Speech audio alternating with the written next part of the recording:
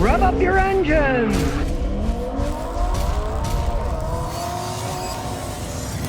Well, it looks like the Tesla owners are now attacking other Tesla owners. What they get mad at is when they go to these Tesla superstations, some guy will come with his Tesla. He'll see a couple of Teslas there. They're not plugged in and charging, but they're parked in front of the meter so no one can use the meter. Now, of course, I imagine some people are really peed off, scratch the paint and stuff, breaking the law, right? Well, the Tesla people have found a sneaky little way of getting even with what they call the EV hole Tesla drivers. That's what they're calling the people that park in front of the charging station but aren't plugged in, right?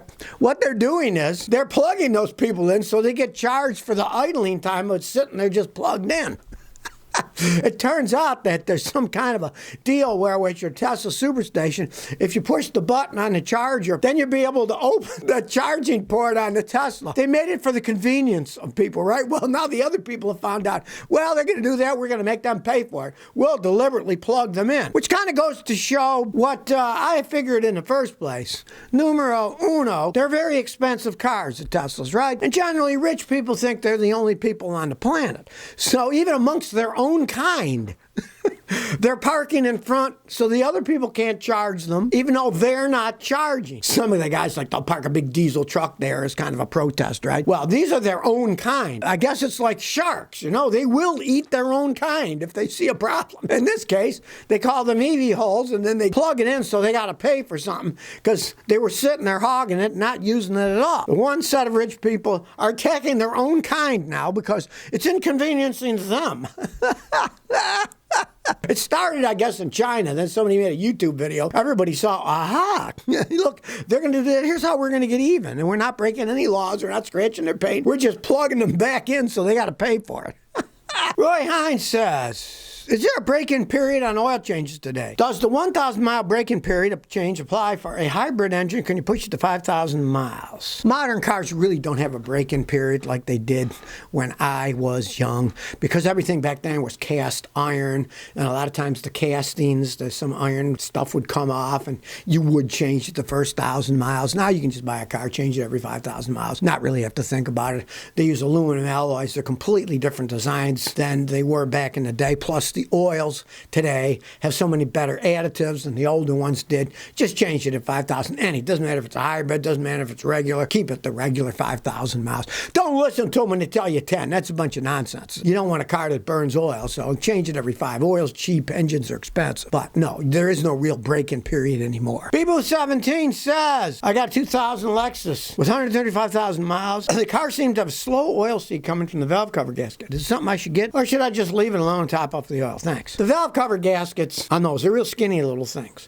So the first thing I'd say, just try to tighten it up. A lot of times you can tighten it up and they go back to sealing. Great, if that fixes it. Now, if it's not really dripping and getting on the ground and getting on the alternator and the exhaust and smelling, many people will live with it. As things age, there's a lot of times you don't have to do things. You don't want the oil getting on the electrical parts, the alternator and stuff. But if it's just a little seepage and it's not even dripping on the ground and it's not coating any parts of the engine, you could live with it. Like I said, I would tighten all the little bolts up first because maybe it just got loose. Over time, things shrink. You can retighten them, right? And if it's not doing any damage, a lot of times guys will live with it. Legend says, what's the best way to determine bad axle or bad torque converter slippage at 65, 73 miles an hour? 2 mechanics told me different things. Okay. Find a guy like me. If you're near Clarksville when I'm here now, drop on by. In the summer, if you're in Rhode Island, drop on by. I have fancy computers. It shows different parts of slippage percentages.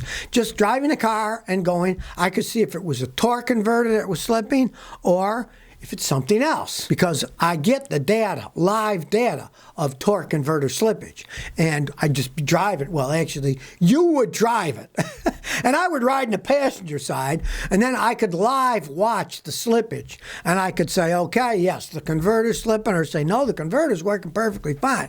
So then it's slipping further down the line, an axle or something. Cars today, they'll make your head spin with the data that comes out of them, but one good thing is the data's there. It actually works out better for fixing them if you know a guy like me, but unfortunately, if you don't, you're screwed because the guys that work on them don't know what they're doing. They'll come in and say, well, there's no trouble code, so we don't know what's wrong. Bring it back when there's a trouble code.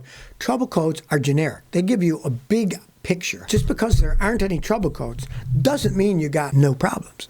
That means you don't have a gigantic problem. You got one that's harder to find. Then you got to get into the live data with a very fancy scan tool and know what you're doing. That's why mechanics get paid a lot of money these days if they know what they're doing. Ant Delgado says, 2017 Ford F-150 2.7 EcoBoost V6. What's your experience with longevity and reliability? Two-wheel drive with 88,000 miles. Thanks. If you change your oil every 5,000 miles with full synthetic oil and you take care of it and you don't jackrabbit start all the time, I got customers with those 160 and they're still purring along. If you don't maintain your car and you drive like a maniac, you can burn them out a lot faster. They have EcoBoost. They got turbochargers on them, GDI injectors, complex, lots of pressure. You got to always have clean oil. You don't want to be jackrabbing starting all the time. They're fast, yes, but they'll wear out faster. You'll burn the transmissions out if you're doing burnouts all the time, right? But if you take care of it and you're not plowing or towing heavy weights all the time, they can last quite some time, a lot longer than what you've got. But you do have to take care of them. They're not like an old V8 F-150. You could beat the heck out of the thing and it would still keep going down the road. You have to maintain those a lot closer, and you can't beat them like an old V8 where you can be doing burnouts all the time. You got to take better care of them. Uncle Mike V says, do newer Subaru engines still blow head gaskets? Well, the four-cylinder ones don't like they used to. They fixed that decades ago. Decades ago, they blew all the time. There's always an asterisk, right? Asterisk. Read the fine print. Well, the fine print in this is, I would still not buy a Subaru that's turbocharged because the turbochargers will make them blow the head gasket faster. And I would never, ever, as far as it still stands today, buy a Subaru that has the 6-cylinder boxer instead of the 4 because they have head gasket problems. They have valve problems. They have all kinds of problems. They just never got those 6-cylinder engines right. The 4s, they have, but the 6s, I would still stay away from them.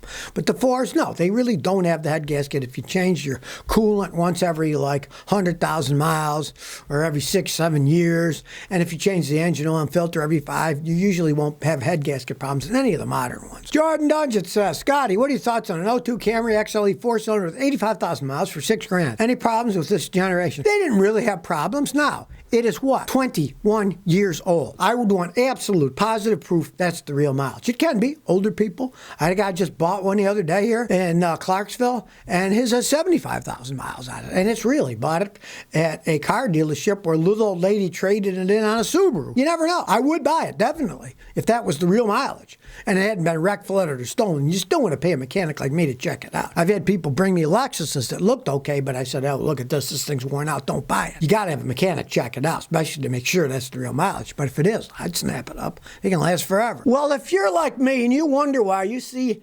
turbines, power generating wind turbines, some of them are spinning and some of them aren't spinning in the same exact area. I kind of wondered why, other than, well, maybe those ones are broken, which could easily be the case. But what it comes down to is the companies themselves, of course, try to say, well, those are down for maintenance, we got to maintain them, blah, blah, blah. That's their excuse, right? Well, I know that isn't the case most of the time because I've seen tons of them in New England just sitting there. They're either out for maintenance for months or there's something else going on. The truth of the matter is there's no infrastructure for these things. So when they're charging, that electricity has to go somewhere. Someone has to buy it. And it's all generally sold on the open market for electricity. They have no way of storing the electricity. So if the windmill's spinning and nobody's buying it, there's nowhere to put the electricity. So they just turn them off. In a normal power generating station, you never see anything like that because it's all internal. They're running gas or coal, or the nukes are boiling water and creating electricity, and they can make the power go on, up, down, whatever way they want to go. But the problem with the windmills is you see them, and when they turn them off, they're not spinning. So it looks bad. Well, it's all because there's no infrastructure to store the electricity. If they're going to build these stupid windmills all over the place, they really need to have a good storage system to store the electricity, because they should be generating all the time and then storing it and then putting it out. It really needs to be stored. That type of electricity, same thing with solar panels. It really needs to be stored because they don't work at night, right? So if you're going to use that kind of stuff, you need a place to store it so then at night you can let it back out. And it's the same thing with the windmills. That's why you see a bunch of them not running. It's because of the infrastructure can't store it. So if nobody's buying it, they just turn it off. And they always go by the lowest price out there, right? And everybody knows the renewable prices are generally a lot higher than the other ones. It's just a more expensive way to generate electricity, so they got to pass the cost on. So strangely enough, that's one of the reasons you see them not running. The other people undercut them for the cost, so they turn theirs off because they run them and nobody's buying them. There's nowhere to put the stuff. So if you never want to miss another one of my new car repair videos, remember to ring that bell.